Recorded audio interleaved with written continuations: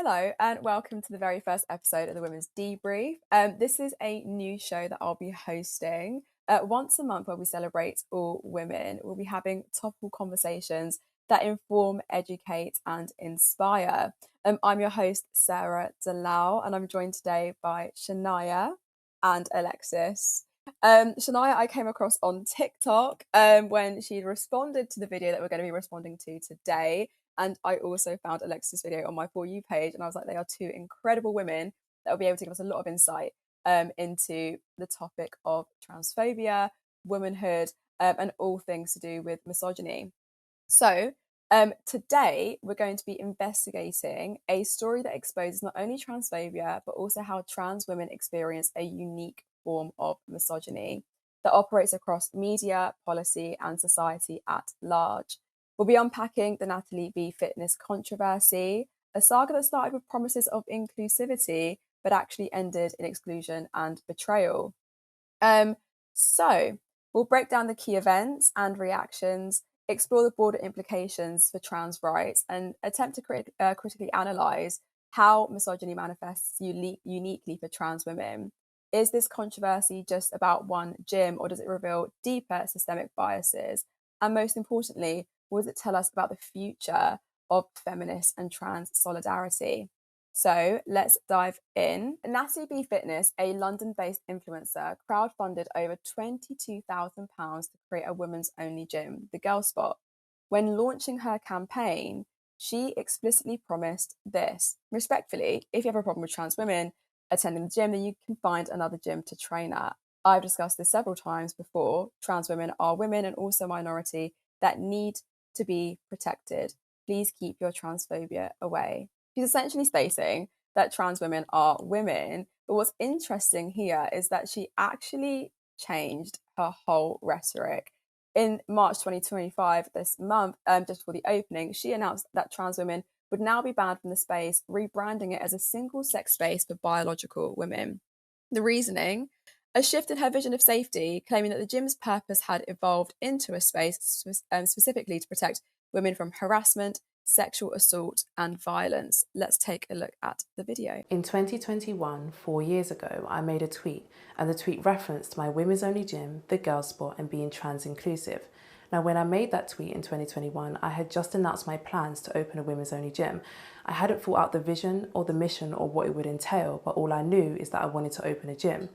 We are now 4 years later, and I have had a great deal of time to figure that out. The Girl Spot Gym exists as a safe space for women because women are facing gym harassment, sexual assault, and sexual violence inside of gyms, and I know that because I'm a victim of it. So the meaning of the Girl Spot Gym is now entirely different, and I say this to say that whilst we are a gym, inside we are focusing on self-defense classes, Muay Thai, boxing classes, as well as workshops and activations around PCOS and training on your menstrual cycle, all of which occur to biological women. Majority of the women who are seeking my women's only gym, the Girl Spot, are coming here because they have faced some level of gym intimidation or sexual violence and assault that has been perpetrated by men. So as the owner of the gym, it is very important to make it clear how my women's only gym will be operating, and it will be operating as a single sex space for biological women. Now, we do believe that everybody deserves a safe space, and there are many gyms that are starting to have mixed cubicles and changing rooms so that individuals can feel safer and more included in these environments. But the Girl Spot Gym as a standalone is a female-only gym because it is imperative that I stick to the vision and the mission and ensure that these women feel safe. I'm sorry, but that video baffles me slightly. You're calling for the safety of women from who exactly? Trans women? The false association between trans women and violence is used to exclude them from women's spaces, despite trans women being disproportionately victims, not perpetrators of violence. And the stats prove this. If we look at what Safe Lives released, they literally state that almost three-quarters of victims and survivors, 72% of them, experience multiple types of abuse. So, where do we actually go from here? I'm really interested to hear your guys' thoughts on this, actually. So, I'll bring you guys in. Alexis, do you want to start us off? She's calling for the safety of women, but safety from who, and who gets to define safety? Yeah, I think it's with this kind of the reality that Natalie went back on her decision is really being influenced a lot by the extremely violent and aggressive transphobia that we're seeing pretty much portrayed on social media.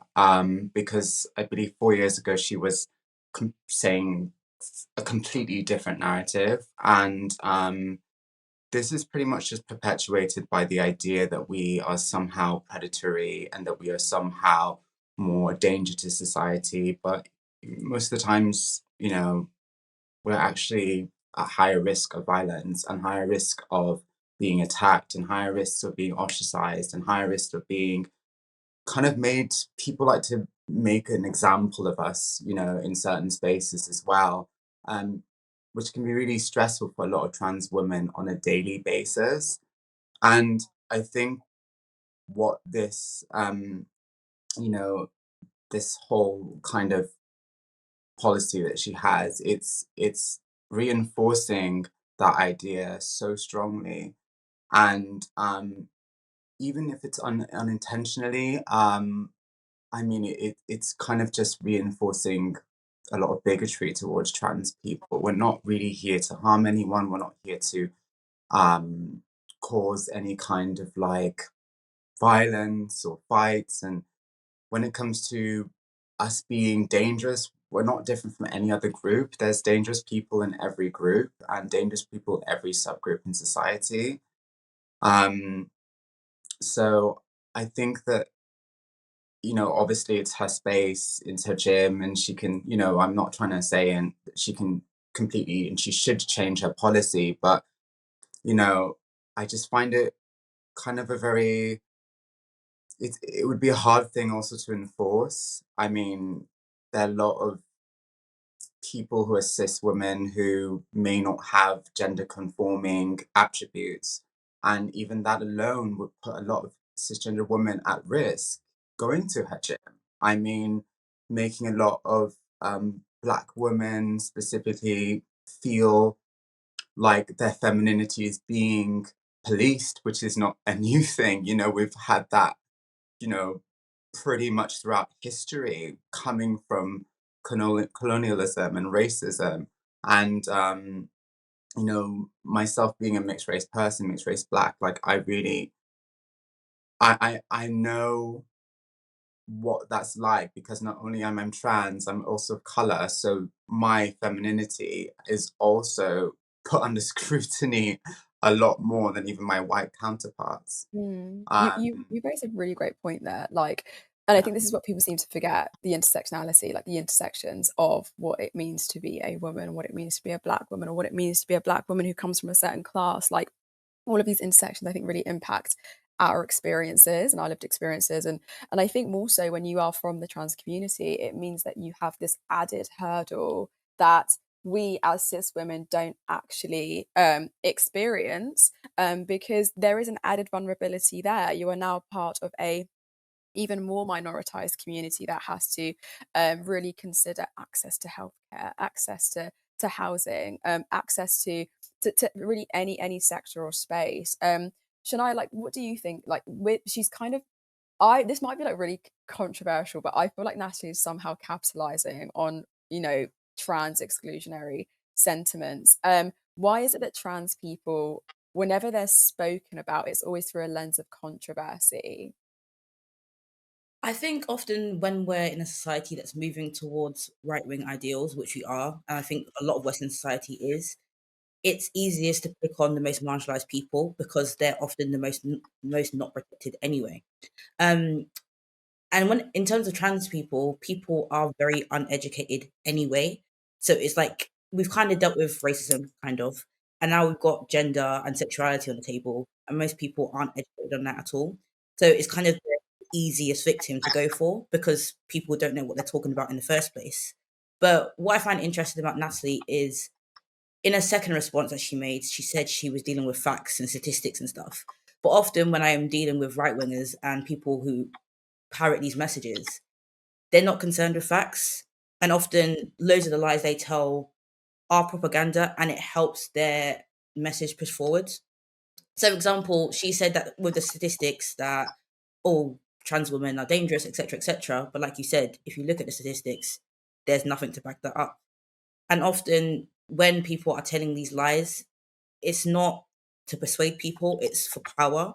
These parroting of, it's actually called like fire hosing. Trump does it a lot. It's saying all these lies and lies and lies over and over again. It's not actually to persuade people of anything. It's to flood the media, flood social media, flood people with these lies. And even when these lies aren't true, because they're so pervasive, people will start to believe them anyway. But I just find it most concerning, because I did my dissertation on misinformation, is that they'll say, oh, I'm using facts, I'm using statistics. When you actually look at their facts and statistics, they're non-existent. So true. And this is the thing, though. This is how right-wing politics really takes a stronghold, right? Because they capitalize off of the fear, the stereotypes, the social resentment that people are feeling, and then run with it. And then that forms their populist rhetoric.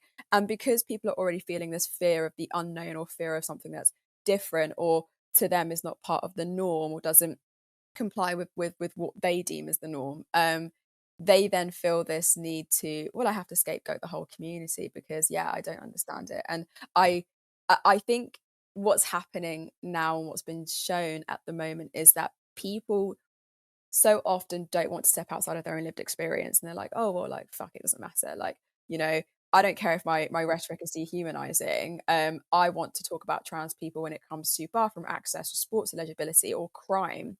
That is the only ever time I ever hear like people speak about trans people. It's not like, it's always in a dehumanizing way. Like, why can we not move toward humanizing them and speak about how, instead of framing them as these threats, that they are actually people who are in need of protection. Everyone's always like, well, like, we live in an unequal society and we need to put things in place that we can reach these equal outcomes, but only when it's relevant to people that look like them or people that are in the same categories as them. And that's what I find the most frustrating with it. So I yeah. think like it's Yeah, go definitely ahead. like an association with the fact that we kind of don't deserve empathy. There's this huge kind of like fixation on always wanting to kind of confront us and fight us and try and invalidate us as well. And it tends to be kind of a fixation even on our like our genitals, our body, and how, our children even exist in this world, as even trans children or even young trans people. Like there is this obsession with trying to say that, we're not who we say we are. And there is never a crossover into seeing us as human beings from far right wing people. There's never this crossover of trying to actually realize that we actually are very susceptible to violence. We actually are very susceptible to abuse. We are very susceptible to sexual assault, and like we're really vulnerable. And whenever we even expose those truths, there just tends to be this block that's just never broken. It's never broken, and it's never changed into something like connection or understanding. It's just always criticism. And it's really, really exhausting because, we've tried to educate people as much as possible. And a lot of trans people really do try and tell and share our experience to a lot of people. And I think that the problem that we're facing now is that because there's been such a huge fixation by the right wing media, it's almost overshadowed any kind of like real understanding of our actual experience. And no one's actually listening or even having trans people share their real experiences in that sort of like right wing media space. And um, I just think it's very frustrating because it begs the question, like, how do we even ask these people just to kind of view us as human beings? We're not actually here to do anything else in the world but just exist. I mean, most trans women are not even attracted to women, just like cis women. A lot of trans women are actually male attracted. And there's also kind of just, why is the fixation always on trans women, not on trans men? There doesn't seem to be any kind of That like problems with great trans men. point. It's always trans women. So Really great point, actually. Why is that? Is it because of misogyny? Is it because yeah, we as women are always under this microscope of our bodies are policed, what we say is policed.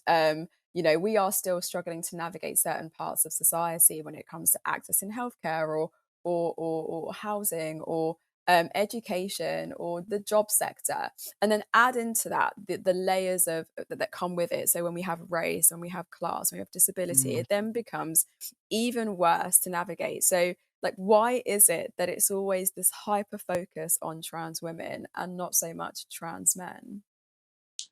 Yeah, because it is misogyny. I mean, the thing about it is when you're a you're a trans woman of color, you're dealing with misogyny, you're also dealing with transphobia, you're also dealing with racism. And it's kind of a lot more um a lot more intense when you receive that kind of hate because it has the layers of wanting to police your femininity. It has the layers of wanting to ensure that you do what women are meant to do, what's expected of a woman, and those kind of sexist beliefs that a woman should behave and look and be a certain way, and also the fact that a black woman should behave and be a certain way, and trans men, we're not talking about trans men in society as much, and there's not this fixation on giving transphobia to trans men in society as much because they are men. And, trans women are women. And this is why we are kind of on the brunt of it and why we are kind of the receiving end of the constant hate. Is because the very fact that we receive misogyny just as much, if not sometimes even worse. And obviously, there's many things that a lot of cis women will go through that trans women may not experience. But when it comes to the experience of being a woman, I mean, that is also it's not black and white. There's so many different kind of nuances to it. And there's so many kind of different forms and different topics and different concepts in womanhood that not every woman is going to share, and that's me even just kind of removing trans women from it. Among cis women, there's loads of things that what a lot of cis women wouldn't have. A lot of cis women are born without wombs. A lot of cis women, don't have XX chromosomes. A lot of cis women don't aren't completely free of body hair, free of facial hair, and don't all have these Eurocentric ideals of what a feminine woman should look like. And it's just this constant wanting to pick apart trans women it's so linked to the rise in misogyny that we're experiencing from the far right. And, even if people don't come for me for being a trans woman, they will always try and find a way to make me feel insecure as a woman. They would tell me things like, you're wearing too much makeup, you're speaking too much, you're coming across too kind of aggressive, even though I'm just kind of, expressing myself. They'll tell me, oh, you're being a bit too aggressive, which is also interlinked to how a lot of women of color experience that kind of demonization of you can't be assertive without being aggressive. And then they try and, kind of gaslight you to think that you're doing something wrong when you're just speaking in a very respectful way that is, very confident and very assertive. Mm. And I think it also raises a great point as well. The whole, because whenever I've had conversations with people, especially about this controversy that's happened around Girl Spot, people have said, why are you bringing race into it? Is it unfair of us to bring race into a topic like this when actually it's hard to separate the two? Shania, what do you think? Yeah, I was gonna say people like to see race, gender, sexuality in like these little boxes, but they intersect all the time and often they're in the same box. Especially when it comes to criticisms about Natalee, people have been like, why are you trying to put down a black woman? And it's usually the kind of defense, like, oh, I'm being transphobic, but you're being racist. I'm like, we're not being racist here. You're not free from criticism just because you're a black woman. And I find it interesting that they don't want to use these labels when they're talking to people on the left. But as soon as you try to talk to them, oh, now you're being racist. I thought racism doesn't exist. What's going on here? Like, it's very confusing. It's so confusing. Like I said, like facts only matter to them, and it only like exists in their reality. But when it comes to people on the other side, our facts aren't true. Our facts aren't real. And that's what I mean by when they say lies and when they say this propaganda, it's not about facts, really. It's about whoever controls the narrative has the most power. And that's what they're doing most of the time. Because it's easy to point fingers and being like, oh, you're putting down a black woman when we're criticizing one. That's not the same as putting down a black woman. No, Shania, honestly, great points. Like, it's so true because like this controversy isn't just about gym, is it? Like, it's a bigger issue. Like it's a microcosm of how trans women are treated in society, how black women are treated in society, how black trans women are treated in society. Like these things intersect. And I think people are missing that critical intersection, aren't they? Like this whole idea that transphobia and racism are two things that go hand in hand more often than not. So the quicker that people realize that that is the case, then the quicker we can put things in place to make sure that people are reaching equitable outcomes or equal outcomes. And I think we're compounded with really, really serious forms of oppression. And misogynoir is something that obviously impacts Black women, and then add in the element that people are now from the trans community, you've got trans misogynoir. So, and the statistics literally do show that, I know this is an American statistic, I think the trans community is obviously larger in the US than it is in the UK, but Black trans women literally experience higher rates of homelessness, job discrimination, and violence. And I think the statistic at the moment is 56% of trans homicide victims are Black trans women. So it kind of highlights the consequences of intersectional bias that people aren't willing to address. And what I found really interesting is that Natalee in her video went as far as to say, well, I've spoken to the trans community, I've spoken to the Muslim community, as though Muslims are the only Abrahamic faith that seem to have criticisms of the trans community. Not that all of them do, but I feel like that was almost a scapegoat of the Islamic community, as though there aren't people from the LGBTQ plus community who exist in Islam. So that for me, I thought that would be like a bit of a wild claim. So I guess my next question is like, why do so many people fail to see transphobia as part of a broader system of oppression that also includes racism, Islamophobia, misogyny, class? And Shania, actually, you kind of answered this in a sense, this whole idea that they categorize too heavily. It's always so stringent, right? But like, how do we get out of that? How do we make people see that these things are intersectional? I mean, It's a loaded question. Yeah. It's loaded. It's like, can we? I Is don't it know realistic? Because I don't know, since Brexit, I've had such a sinking feeling. And also looking back at history, like I'll use the most prominent example of one of the worst cases in history, the Holocaust. People always put it as just one event happening, but there was so many different marginalized groups that were being oppressed at the same time. And if you look at history and you look back at it, you can see where we're heading, which is really terrifying to me. So when people bring up trans people, like, oh, this is a new phenomenon, no, like 100 years, 1,000 years, guys, it's always been a thing in multiple different cultures. And I'll use the Holocaust because it's the most contemporary example. During the Holocaust in the 1930s with Germany, in Berlin, they had a sexual health clinic. In the 1930s, people were having gender affirming care in the 1930s. And people think 100 years ago, people knew how to do that kind of stuff. Yes, we're actually way ahead of time. But because of the fascism that's rising in Germany, these sexual health clinics were closed down. And I think often people can't see that when one person in society is being marginalized and being attacked, although you should care about people regardless of whether it happens to you, you're next. Because I can't remember the exact quote, but it was something like, they came for the journalists, they came for the Jews, and then they came for us. You're next. And especially as a Black woman as well, I care about people because I care about people. But say, for a lot of people are selfish. So I just put it like this: you're next. If trans people are on the chopping block, as a Black woman, you're the next person that's going to be next. And I wish people would see that. But I feel like that has been a lot of the argument right now. But I would want to center it back to trans women being attacked right now, because I feel like a lot of people can't empathize unless their freedom is being on the chopping block. Yes, it is, but right now it's trans women, and that's who we need to focus on. And it confuses me when people can't see that everything is interlinked. Like when things were happening in Germany, it wasn't just one day they started rounding up people. It was laws, it was implications, it was people not being allowed into certain places. It happened slowly. And that's why I said my sinking feeling came when I was doing my GCSEs when I was 16, and Brexit went, and I was like, yeah, this is over for us. I said, we're going down a very slippery slope, and we're at that point now.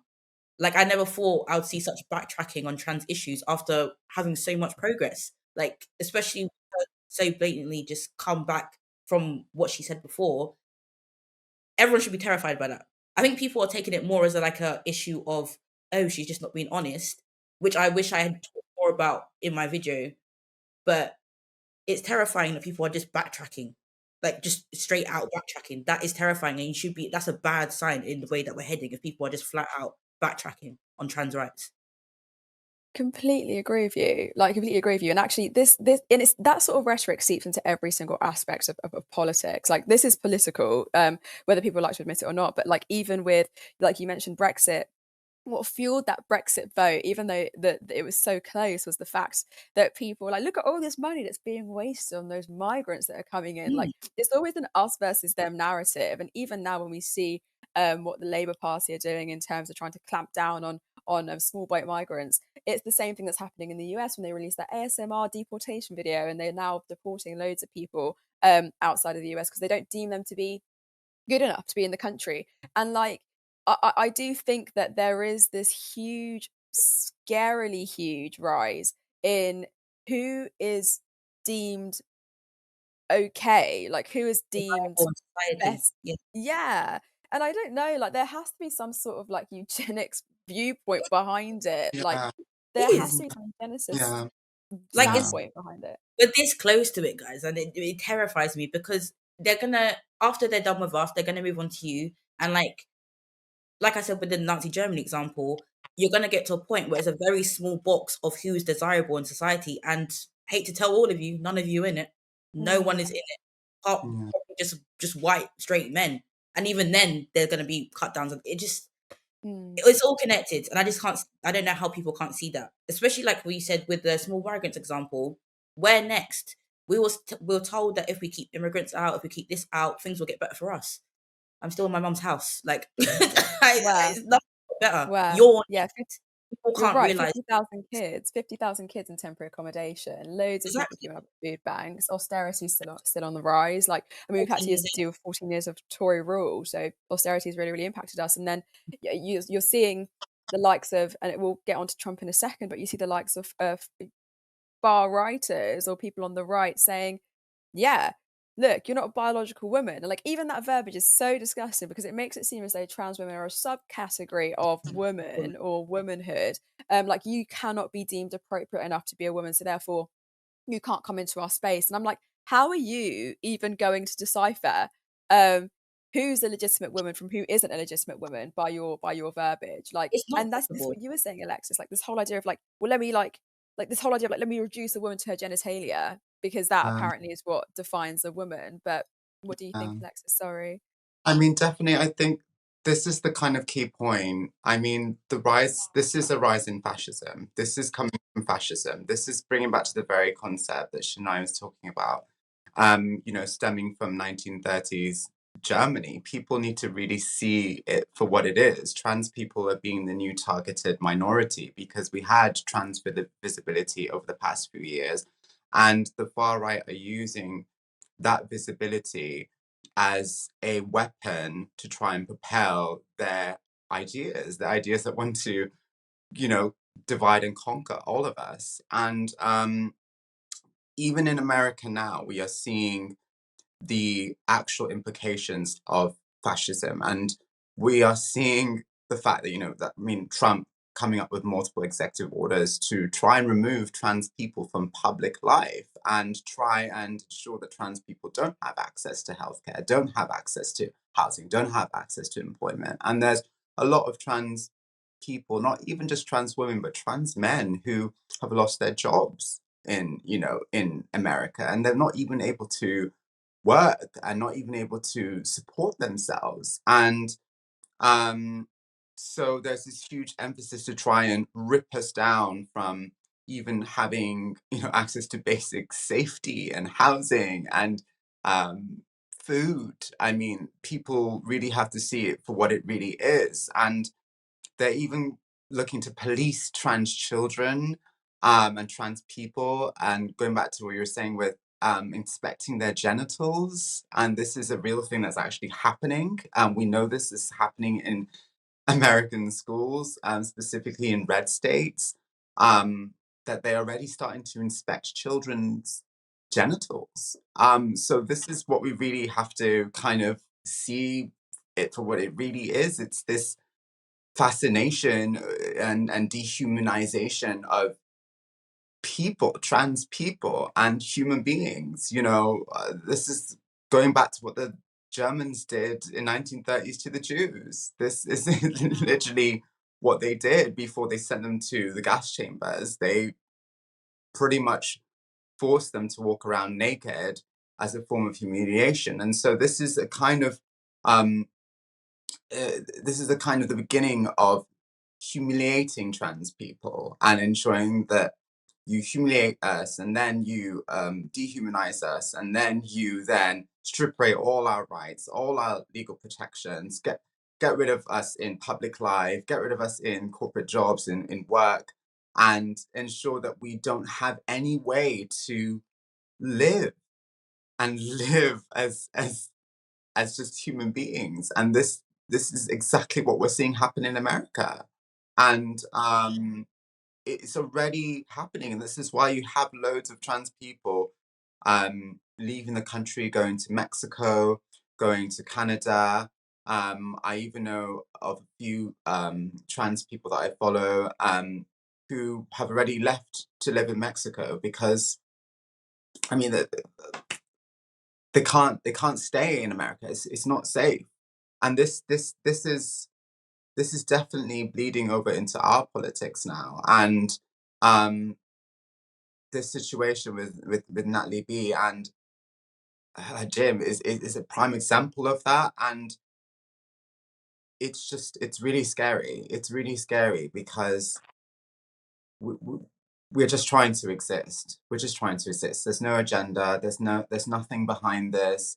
There's no infiltration of women's spaces. I mean, Yeah, we're fear not mongering. we're not like a mafia. We're just we're just human It's beings. Like it's so it's ridiculous. Like I just true. don't understand It's fear what. mongering Yeah. at its finest. It's true. And like I think honestly you raised such a great point, and actually it comes quite nicely into this next part um of like what I've wanted to talk about, which was Trump, like the Trump factor. Like we can't ignore the global context in which these debates are taking place. And I think Donald Trump's return to the political stage has emboldened reactionary forces worldwide. And in his recent speech, particularly on his inauguration, he pledged to ban gender affirming healthcare, called trans rights gender insanity, and stated that his administration will ensure that there are only two genders and will protect real women.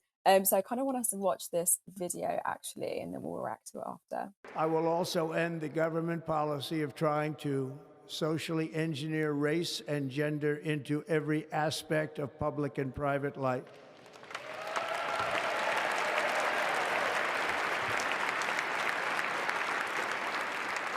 We will forge a society that is colorblind and merit-based.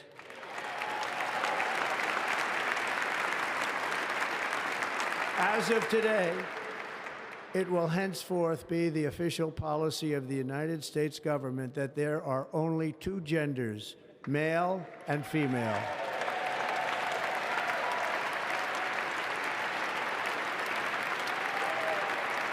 Like, that's absolutely insane. Firstly, there's two things I want us to unpack. This whole idea of colour blindness and the danger that comes with that. And then also him literally stating that he wants that it's gender insanity and that there's only two genders and we're going to protect real women, etc., etc. So, like, he obviously has quite an assault on diversity and inclusion policies, from banning critical race theory to dismantling DEI programs. I think it kind of demonstrates how his attacks on trans people are part of a larger reactionary movement that aimed at rolling back civil rights and civil liberties. And I think the UK's gender critical movement has taken notes, with figures like Farage and JK Rowling. Oh my God, I don't even get started on her, but like kind of echoing Trump's talking points. So with him coming back in office, I guess my question is, obviously it's a terrifying prospect for marginalized groups, but how can we mobilize on the left or internationally to resist this sort of attack on trans lives? I don't know who wants to take that first. I think we really need to expose and really need to bring attention to what this really is. People think that this is just like Trump doing speeches and making statements. This is a genocide. This is literally what this is the beginning of a genocide. And a silent one is probably and is happening. Not in the ways that we've known of it in history in terms of 1930s Germany, but it's happening already. And I'm already having multiple trans people send me so many messages from America about the fact that they can't go to school, they can't support their family, they can't support themselves, they've lost their jobs. And I think we really need to start to come together collectively and really seeing what this is and really exposing it for what it is, which is dehumanizing and inciting violence on an already vulnerable subgroup in society. And we just really need to expose how sociopathic, how demoralizing, how unjust, and how aggressive and violent this really is. Because words echo so much, especially from leaders, into the rest of the population. People may not think that Trump is being extremely violent, which he is from his speech, and saying that there's only two genders. But he is, because never have we ever had a president or a leader be so motivated to rip down a marginalized community as we've had with Donald Trump. And that is unfortunately already affecting us, like if he's our president, because of social media. Everyone's on social media. People, that's how a lot of people get their information from. And we need to really come together. That's what I really can just say. Yeah, I'd agree. Yeah, I'd agree. I think sort of like Sorry. cohesion. No, it's fine. Oh my God. No, it's so fine. But honestly, I feel like it's conversations, you're gonna make me like you're gonna set me off, but like it's conversations like this that matter. I think so often, like you said, people look at a headline and there's a statistic out there that 75% of people just read a headline, and they Yeah. won't bother going to read the article. And even with the 25% that do read the article, they're not going to take what is actually being said from the article. Instead, they're going to go off of what the headline had said. And that tends to be an attention-grabbing headline that is reactionary and sensationalized. And the fact of the matter is that there are so many online spaces at the moment that are dehumanizing the most marginalized voices. And instead of sitting down with people who face these oppressions, who face these hurdles, and actually ask, like, hey, are you okay? This world is fucking unfair. Like, what can I do to support you? Where can I signpost you? What organizations are out there so that I can show my allyship and my solidarity with the trans community, or the Black community, or Black trans people, or any or disabled trans people, like just in general, like people with all of these multiple oppressions. Instead, it's very much like, no, I don't want to share a bathroom with you. Like, it's so reductive. It's so reductive. It's so surface level at best. And I think even with obviously what's happening in the US, like there are several US states, like you've said, that have passed bathroom bills that compel individuals to use the corresponding restrooms that they were assigned to at birth, like the sex they were assigned to at birth and their birth certificate. So effectively, you're banning trans women from from using women's restrooms and exposing them to harassment or arrest if they try to use one. And you've got these sports bans that are targeting trans female athletes, ID laws that make it hard to update gender markers. Like, there is so much out there that's making it incredibly difficult. Like, we've got things that are disproportionately impacting and affecting trans women. And every time a restriction is put in place, it's put under the guise of, well, we can justify it because we are shadowboxing potential harm, that these trans women are going to invoke some sort of threat to women's safety or fairness. Yet they're perpetuating the marginalization of trans women, and it solves no real problem, actually. You're aligning with misogynistic impulses to control who counts as a woman, and transphobic impulses to erase transgender people from public life. Like, it's fucked. I mean, So this, like, yeah. it's definitely like really, really, really, it's really sick because at the same time, if you look at it in another perspective, you go, well, why is there no fixation on trans men using, the male bathrooms? Why is it brought back to trans women?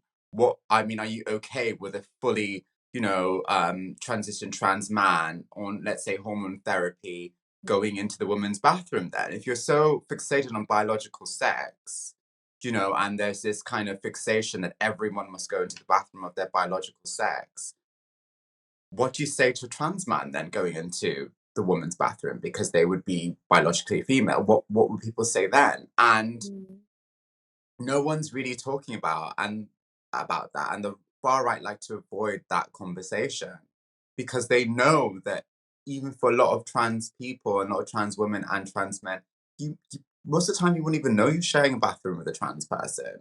It's true. Most of the time, you just go. First of all, you just go there to use the bathroom, to do your thing, to put on your makeup, do your thing.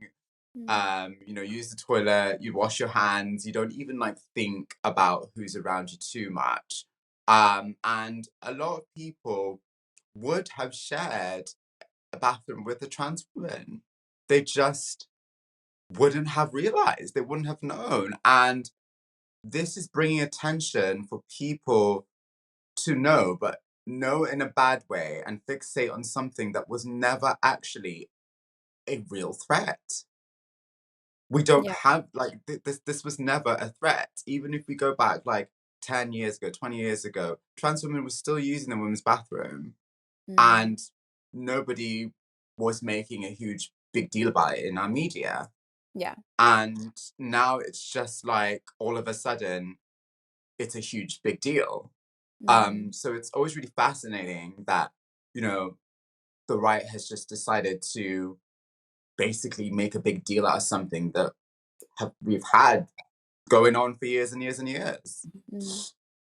I think agreed. Yeah, go ahead, Shaniya, go ahead. you say in regard to what both you said is a lot about detraction and engaging with surface level things. So in response to your question originally, I don't engage.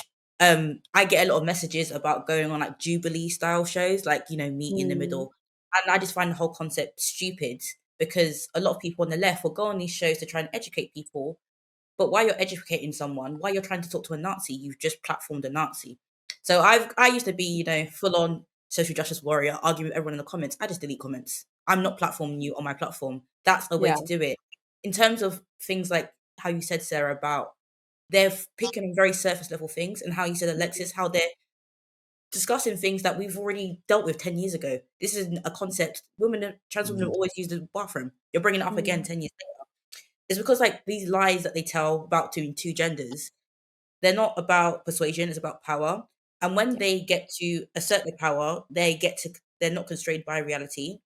Because now we are being forced to engage with a lie that detracts from the actual matter at hand, which is you're trying to excommunicate trans people out of society. Because now that you've said, oh, there's only two genders, then we, as we should, jump on that point. Actually, no, there's not two genders. They know there's not two genders. They know there's not two genders. They're detracting. They like to say things that we will jump onto and attack them for. So sometimes when someone says something very obvious like that, I'm like, okay. Then they see that they don't have an argument with me. I'm like, what do you want me to say to that? There's not two genders. I'm not going to argue with you. They surface level things that we will latch onto because it ends up making both parties not look credible, because then it ends up in a political shouting match because we know we're right. They know we're right, but no one has to be right because now you've detracted completely from the situation, and it robs facts and reality of like their power, and instead it makes it about a position, and whoever has the better position has the most power and owns reality, and that's what they're doing. So when I saw that clip with Trump, not saying that you're platforming his opinion, but No, completely you know, understand. in some sense, like I don't interact. That's the way I get around is I don't Yeah. interact because I'm just like, regardless of whether you try to have a conversation with these people, you having that conversation with them platforms their opinion, and then it detracts from the situation at hand altogether. So that's my response to it. I don't argue people. People go in my comments. People say transphobic things. I just delete it. You're not getting a response from Yeah. me. Say No, sorry. exactly. But I, it's I, interesting. No, yeah, sorry, Alexis, go ahead. No, go ahead. You go I ahead. think it's really important for us to. I mean, obviously, it's really good that we, especially because attention is a resource, and we shouldn't kind of like always be giving a lot of people too much attention in terms of giving them resources. But it's really important for me. I always ensure that I never disable any of my comments, and I let kind of the transphobia. I welcome it actually because it is there to be made an example of. That these individuals are very obsessed and really not well, to be honest with you, because these are the same people who, the same fascist narrative and the same people who are, being transphobic are so fixated on being violent and being negative towards all women. I mean, the policing of trans women in women's toilets is the beginning of ensuring that women don't have as much power as they have now. These people are frustrated that women can be very educated, women can hold corporate jobs that can be even more highly paid than a man in that specific sector in certain industries. And they don't hold the belief that women should be strong and powerful and independent. And the very attack on trans women is the very beginning of the attack on all women's rights and bleeding over to the fact that they want to police um, cisgender women and their bodies, and the fact that they believe that women shouldn't be allowed to do anything, shouldn't be allowed to have control over their body, that they have control over our bodies, and that cis women as well should not be allowed to make free choices like have an abortion or to, actually have autonomy over, whether they can get pregnant or not. And these things are so they're so degrading, and they're just so dehumanizing because it's really trying to take away autonomy from women, and it's hate. These people run in hate. They love hate. They love to oppress. That's all they can think about is oppressing women. And I just wish that a lot of people could see that sometimes it's not even just about trans women or us being trans. It's an indication of how they view you as a woman, as a cis woman. Sometimes it's nothing even to do with us in terms of like, it's, us specifically personally. It's to do with the wider picture of women in general. And I just wish that a lot of people could see that perspective and see that reality, because it's happening already. I mean, the banning abortion already in America, and the overturning of Roe and Wade is like it's like those things are just the very beginning of something that is very totalitarian and extremely oppressive towards women's rights. Agreed. And Yeah. I wish people could just understand that a little bit more. Same. Same. I mean, I feel like we're in some sort of dystopian reality where people are constantly trying to perpetuate this us versus them narrative. And I'm like, come Mhm. on, wake up, guys. Like if you only knew that addressing the challenges that marginalized communities face requires an intersectional approach, acknowledging that these things intersect alongside other biases, then and considering that this person is a whole person, then I think we might be able to get somewhere. I guess closing statements around where do we go from here? Like what's next? What are the solutions? Or what do you think is the next step? The very, very next step, not even bigger picture.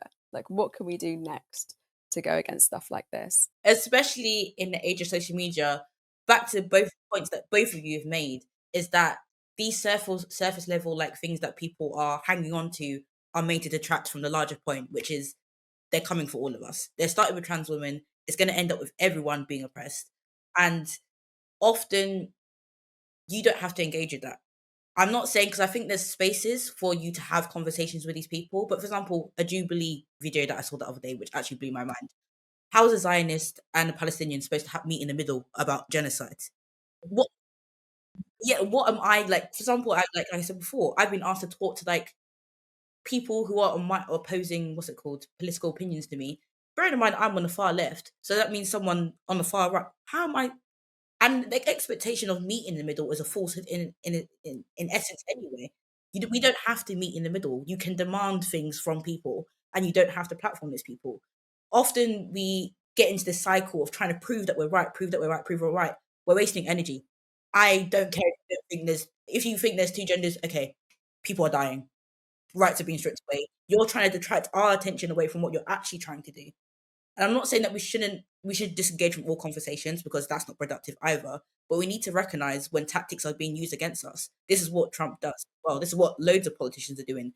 They blast you with lies so you don't know where you're looking, when we need to be looking that way when they're trying to distract us. So that's my closing point. It's really good if we start to recognise that this is like already here. Like in the UK, the fact that Nigel Farage has already suggested that there should be a ban on abortion is something that is a real threat for us. And as you say, Shaniya, it needs to be that we just go, we know these are all lies. We know everything that they're saying is a lie and it's not the right way to allow other human beings to live their lives, sorry. People need their body autonomy.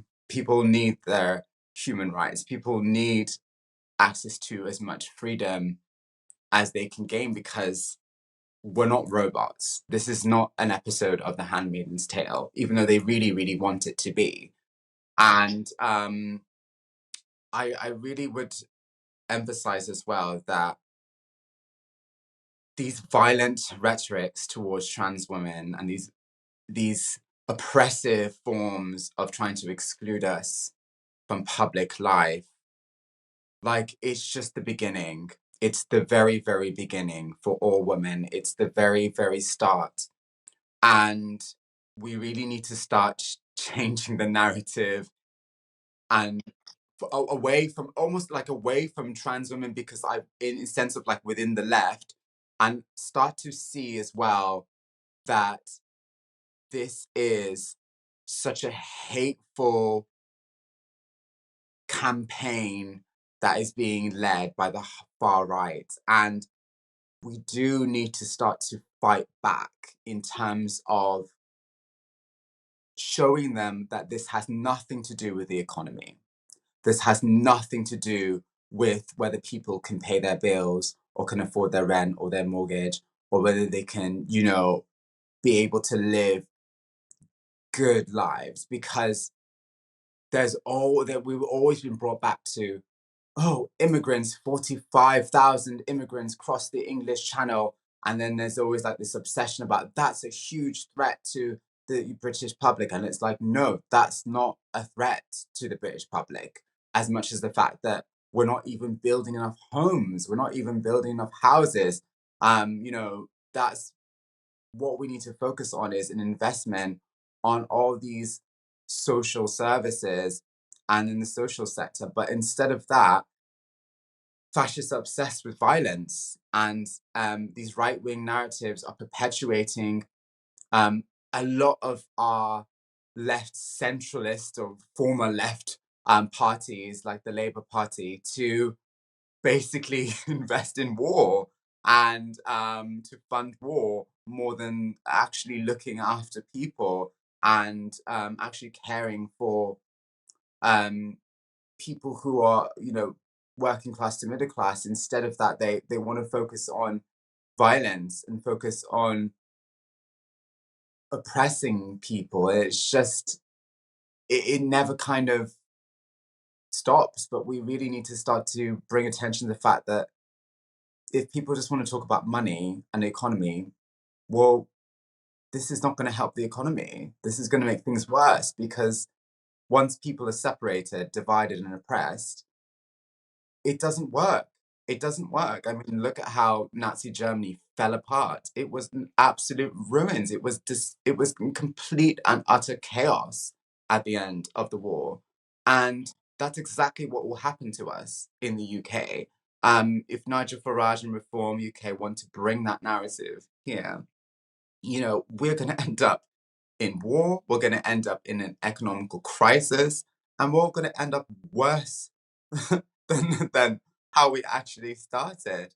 And so we have a choice to either focus on the things that actually matter, um, you know, like pretty much ensuring that we have more funding by increasing taxes on the mega, mega, mega rich, oligarchies that are trying to take over our country and fund our social services. And no one's talking about that. They're talking about, trans women who don't even earn above 20 or 30K sometimes, and have no significant impact on our economy. So make it make sense. It doesn't actually make any sense.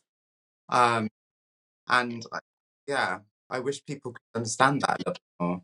Yeah, it's a difficult one, and I think you're absolutely right. Like the biggest threat, I think, at the moment is people attempting, or people in policy, people in government, people around us who also have very, very loud voices attempting to enact uh, a dehumanizing rhetoric that will take away from the rights of people just existing.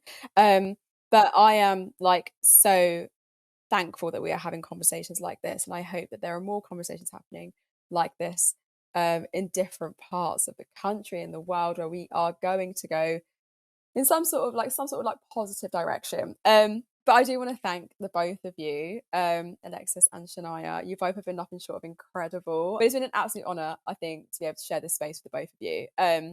So I would like everyone who is watching to go and check them out on TikTok and Instagram. I think that's your TikTok, Shania, isn't it? TikTok and Instagram, yeah. TikTok and Instagram, yes. And Alexis, that's your TikTok and Instagram? Yeah, TikTok and Yeah, Instagram. perfect. Amazing. But yeah, thank you to them. And also thank you to everyone who's tuned in as well. I think what I want everyone to kind of take away from this is that the controversy is about more than just the gym. It's about the larger backlash against trans and trans rights, women's rights as a whole.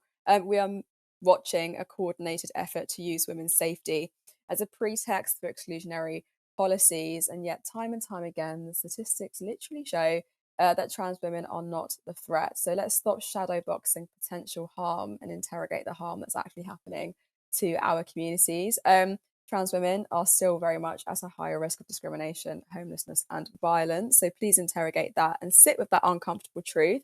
So what's next? I think if we don't push back, exclusionary policies will become the norm. And if we stay silent, trans rights will be eroded completely, alongside broader struggles for racial and gender justice. So I guess this would be a defining moment. Where do we stand? The answer should be pretty clear, that we stand in solidarity. So I'll see you guys next time.